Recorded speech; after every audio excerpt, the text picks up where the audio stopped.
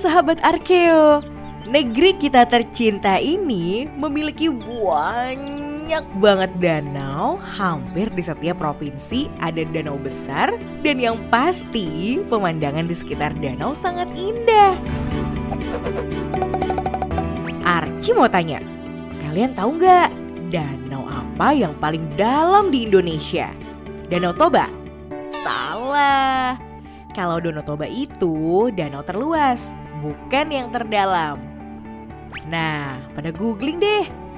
Ya, danau terdalam di Indonesia adalah Danau Matano. Titik terdalamnya mencapai 600 meter. Wow, hati-hati ya kalau berenang di sini. Danau ini sedalam lautan loh. Danau Matano terletak di Sulawesi Selatan, tepatnya di Sorowako, Kabupaten Luwu Timur. Danau Matano bukan hanya terdalam di Indonesia, tapi juga merupakan danau terdalam di Asia Tenggara dan terdalam ke-8 di dunia. Ada apa ya di kedalaman Danau Matano ini? Yuk, Archie ajak menyelam.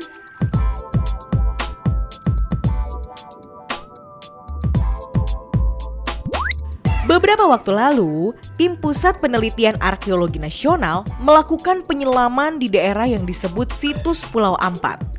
Pada kedalaman 4 sampai dengan 16 meter, ditemukan berbagai benda peninggalan masa lalu dari sebuah kampung yang tenggelam akibat gempa bumi. Di daerah yang seluas 4,6 km persegi, banyak ditemukan sisa-sisa peninggalan sebuah kampung hunian. Ada tembikar, peralatan rumah tangga, dan berbagai peralatan pengolahan besi.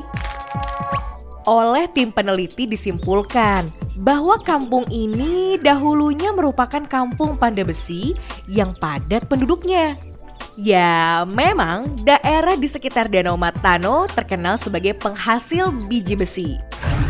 Biji besi di sini begitu melimpah. Tidak heran jika masyarakat sekitar menjadi ahli dalam mengolah besi atau biasa disebut pandai besi. Produksi besi di sekitar kawasan Danau Matano telah terjadi sejak dulu kala. Diperkirakan sejak abad ke-6 atau 1500 tahun lalu loh. Wow! Biji besi Matano terkenal berkualitas tinggi. Keahlian para pandai besi Matano juga sudah terkenal ke berbagai penjuru dunia. Bangunan monumental di Jawa dari abad ke-8 seperti Candi Borobudur dan Candi Prambanan diduga pembuatannya menggunakan peralatan besi yang dihasilkan dari desa Matano.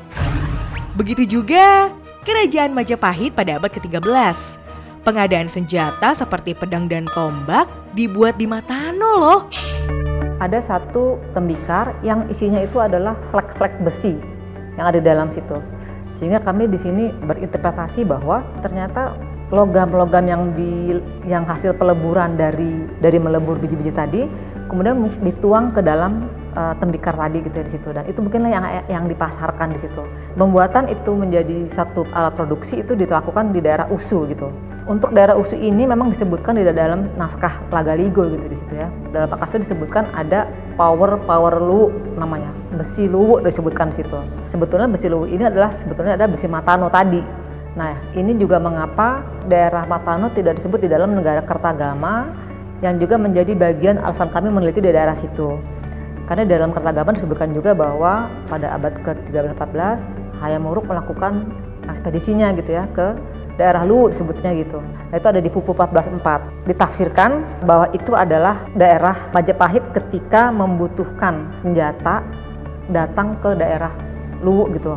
Dan ternyata setelah kami telusuri juga melakukan wawancara gitu ya, tambahan-tambahan informasi lagi di sana, ternyata memang keris-keris yang ada di Majapahit, terutama di daerah Trowulan, itu mereka tidak asing lagi dengan namanya besi Matano.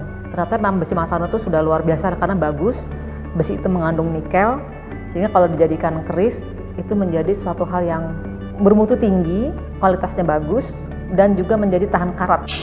Danau Matano merupakan situs sejarah penting, bukan hanya di Indonesia, tapi di Asia Tenggara hingga Pasifik, karena merupakan situs pengolahan logam tertua.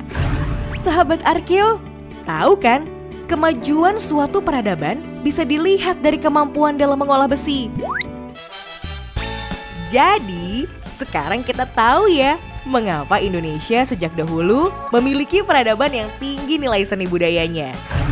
Hingga kini, daerah Matano masih menjadi kawasan industri pertambangan besi yang dikelola secara modern. Biji besi Matano telah mendunia hingga masa modern sekarang ini.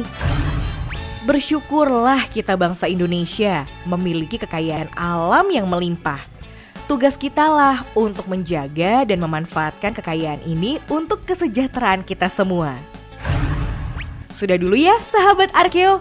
Next, Archie akan ajak kalian melihat kekayaan alam dan budaya lain di tempat yang pastinya lebih seru. Salam!